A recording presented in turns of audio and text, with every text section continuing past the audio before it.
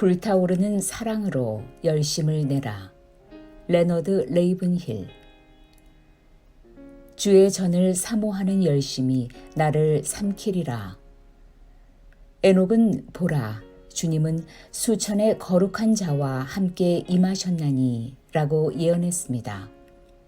위 말씀대로 만약 예수님께서 역사 속에 들어오실 때 마치 엘리야가 승천할 때 탔던 것처럼 불의 전차를 타시고 예루살렘 성 위에 어두운 밤에 내려오셨다면 무리들은 왁자지껄하게 그분을 받아들이고 경배했을 것입니다. 그러나 주님은 정반대로 조용히 그리고 은밀하게 이 세상에 오셨습니다. 당시 사람들은 자기들을 구해줄 왕이요 메시아를 고대하고 있었지만 그분은 아무 힘도 없는 어린아기로 한 여인의 산고를 통해 그저 보통의 아기로 조용히 이 세상에 오신 것입니다. 그래서 그분을 아무도 몰라본 것이었죠. 성전 청소. 그 지방 고향 사람들은 예수라는 청년을 잘 알고 있었습니다. 그는 성실했지만 그저 목수에 불과했습니다. 그러나 지금 그는 목수인 자기가 지켜야 하는 주제와 선을 넘고 있습니다. 그는 광야의 설교자 세례 요한이 자기를 하나님의 어린 양으로 지명한 것을 주저없이 받아들였습니다. 또한 그는 군중들이 자기를 나귀 등에 태워서 호산나의 외침 속에서 예루살렘 도성으로 들어가는 것을 거부하지 않고 순순히 받아들였습니다.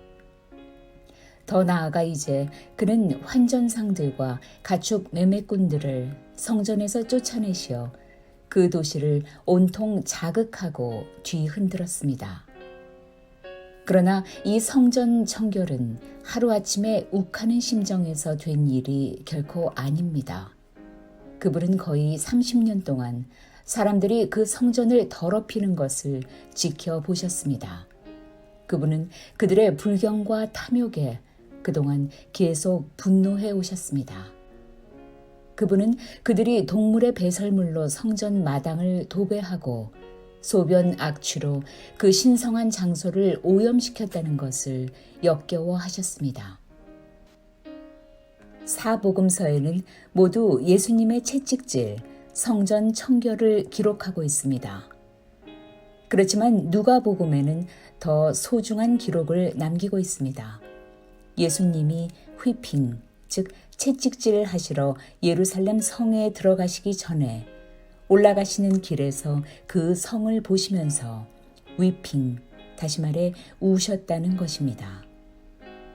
예수님이 휘핑하시기 전에 위핑하셨다는 사실은 참 의미심장합니다. 왜냐하면 우리 사람들은 휘핑만 하지 위핑은 하지 않습니다. 12세의 예수님은 성전에 올라가셔서 아버지의 일을 하셨기 때문에 예수님은 벌써 그 나이 때부터 예루살렘 성전 마당을 밟고 다니시면서 거기서 벌어지는 일들을 목격하시면서 슬퍼하기도 하셨고 또 분노하기도 하셨습니다. 그저 짐승들의 배설물로 더럽혀짐 때문이라서가 아니라 환전상들과 가축을 파는 상인들의 탐욕으로 벌게진 눈을 보시면서 분개하신 것입니다. 그러나 그때 즉시 분노하지 않으시고 30세가 되기까지 참으셨습니다. 은혜와 하나님을 아는 지식으로 성장해 오시면서 30세가 되기까지 기다리시다가 이제 마침내 주님은 자기 사명을 분명히 아셨습니다. 이 모든 일을 주님은 한마디로 이렇게 정리하셨습니다. 주의 전을 사모하는 열심이 나를 삼키리라. 그 열심, 오늘날의 약하고 시들어가는 교회에 이 같은 열심에 대한 세례, 푹 잠김이 지금 얼마나 꼭 필요한지요. 열심이란 원래 사랑이 불타오르는 데서 생기는 것입니다. 이게 건강하고도 건전한 원래의 의미의 열심이죠. 그렇지만 이유 없는 맹목적인 열심은 광신 또는 광신주의가 됩니다. 당연히 예수님의 열심은 광신이 아니었습니다. 그렇습니다. 그분의 하나님에 대한 사랑은 너무나 불타올라서 그 사명의 길을 가는데 발생할 수 있는 모든 가능한 위험성에 대해 예수님의 눈을 멀게 했습니다. 진정한 열심으로 예수님은 죽음의 위험을 불사하신 것입니다. 예수님은 열심히 성전에서 채찍을 휘두르셨지만 그건 죄를 용납하지 않으신 것이지 광신주의는 아니었습니다. 그분의 분노는 갑자기 욱하고 터지지 않았습니다. 12세 때 성전에 올라가서 목격하신 이후로 그분은 평생 동안 그 성전 훼손을 생각해 오셨습니다. 이제 30세가 되자 그 때가 온 것입니다. 사람들은 그분의 채찍과 거룩한 분노 앞에서 도망쳤습니다. 영적인 생태계, 오염되었습니다. 다 오염입니다. 요즘 환경 생태학자들은 오염의 위험성을 사방에서 경고하고 있습니다. 우리가 먹는 음식도 다 오염되었고, 마시는 물도 오염됐고, 자동차가 내뿜는 배기가스로 인한 대기 오염도 심각하다고 합니다. 그러나 교회의 오염에 대해 외치는 설교자들은 지금 어디에 있습니까? 참 선지자들은 왕의 식탁에 앉아서 식사하지 않습니다. 대신에 그들의 스승님처럼 그들은 멸시를 당했고 사람들로부터 거부당했습니다. 그 선지자들은 말투가 매서운 사람들이었습니다. 그러나 그들은 또한 눈물을 흘리는 사람들이었습니다. 오늘날 이 도시의 오염을 바라보면서 울고 있는 설교자들은 어디에 있습니까? 당시 성전의 매매상들은 하나님께 제사를 드리는 것보다 그 제사를 통해 영업을 해서 이득을 취하는데 더 관심이 있었습니다. 마찬가지로 오늘날 일부 기독교인들은 하나님께 경배를 드리는 것보다 어떤 정치적 이슈를 붙들고 격렬하게 투쟁하는데 더 바쁩니다. 그것도 역시 제사, 기독교를 이용해서 어떤 자기의 이득을 취하고 있는 것이 아닐까요? 현재 이 세상에는 무서운 비극이 있습니다. 사람들은 성경을 제쳐놓고 이성을 따르고 있습니다. 그래서 이성으로 세상의 모든 일을 결정하고 주도한 결과 세계 곳곳에는 전쟁과 기근과 그리고 재난이 닥치고 있습니다. 이것들은 끔찍한 일이지만 나는 그것보다 무한히 더 나쁜 것이 있다고 생각합니다. 그것은 죽어가는 세상에서 전혀 영향력을 못 미치고 있는 병든 교회입니다. 위대한 기독교 국가 미국이 오늘날보다 더 많이 파괴된 적이 없습니다. 결혼 생활이 망가져서 수백만의 깨진 가정이 남았습니다. 마약으로 정신과 생각이 망가진 수십만의 젊은이, 정부에 대한 국민의 신뢰와 신뢰도도 깨졌습니다. 튼튼하던 미국의 경제도 무너졌습니다. 일부 신자들의 마음을 제외한 미국의 모든 것이 깨졌습니다. 우리는 이 거대한 혼란에 직면하기 위해 상한 마음이 필요합니다. 회개와 참회는 어떤 예배의 순서로만 있는 것이 결코 아닙니다. 특히 목회자들은 울도록 명령을 받았습니다. 제사장들이 현관과 제단 사이에서 울고 그들로 울부짖게 하라. 예레미야는 이스라엘의 죄를 위해 울었습니다. 다윗도 울었고 바울도 울었습니다. 사도 요한도 울었습니다. 그런데 우리는 지금 세계 역사상 가장 중요한 시점에서 우리는 울지 않고 바짝 마른 건조한 눈을 갖고 있지는 않습니까? 가짜 열심. 교회의 현재 무기력은 거의 용서할 수 없습니다. 그렇지만 여호와의 증인은 열심을 나타냅니다. 이단에서 복음주의 교회로 오는 사람 숫자보다 복음주의 교회에서 이단으로 가는 사람들의 숫자가 더 많다는 일각의 주장도 있습니다. 사이비 종교들은 이교도들은 거리에서 열정적으로 전도합니다.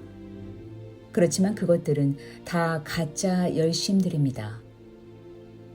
유대교를 믿던 시절에 다소의 사울은 광적인 열심을 가지고 있었습니다. 그는 예수 믿는 남녀를 감옥에 보내고 이 도시에서 도시로 다니면서 그들을 핍박했습니다. 기적적으로 하나님께서는 그를 회개케 하시고 성령의 불로 세례를 베푸시고 하나님 나라를 위한 진정한 열심의 모델로 만드셨습니다. 오늘날 교회가 이렇게 광대하게 세상적이 되었는데 그저 우리는 교리적으로 건전하며 세상과 타협하지 않았다고 말만 하는 것은 충분하지 않습니다. 우리는 성령의 분노로 화를 내야 합니다. 화를 내면서도 죄를 짓지 말라. 이 구절이 거룩한 분노는 용인하는 것은 아닐까요? 이 마귀가 지배하는 세상에 대해 하나님이 가지실 마음의 깊은 상처를 우리도 똑같이 느껴야 합니다. 우리는 주님의 분명한 말씀보다 인간이 만든 신학에 더 충성을 나타냈습니다. 즉 성경 말씀에는 주의를 기울이지 않고 신학에는 많은 주의를 기울였습니다. 그 점에 대해 우리는 깊이 회개해야 합니다. 바울처럼 우리는 내가 오직 한 가지 일에 집중하겠다고 말해야 됩니다. 나는 나 자신을 포함해서 교회 안에 있는 차가운 마음에 대한 책임을 기꺼이 짊어지겠습니다.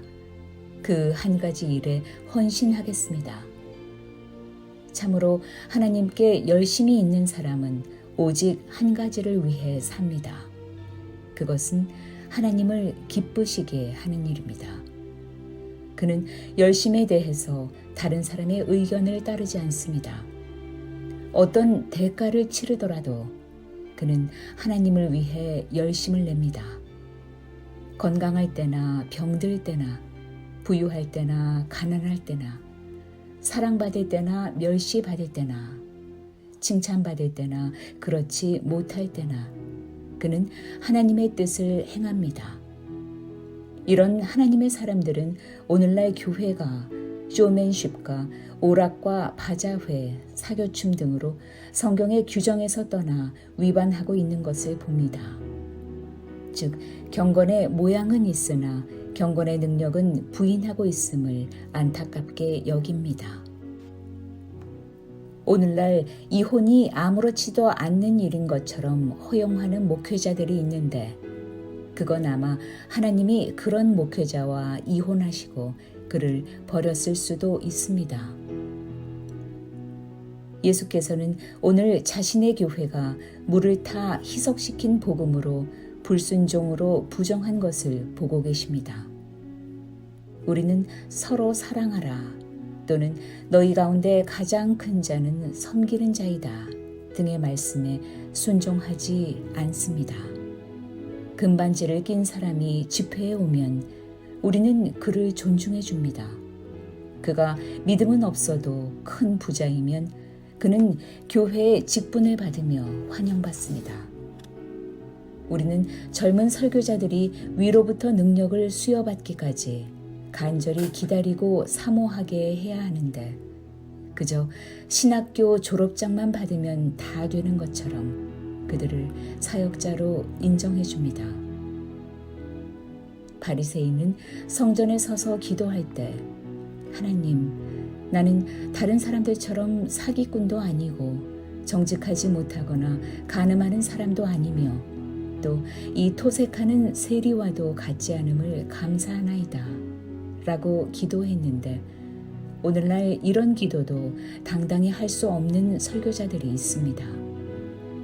우리는 예수님이 말씀하신 것처럼 외모로 판단하지 말고 공의로 판단하라 라고 당당하게 말할 수 있어야 하겠습니다.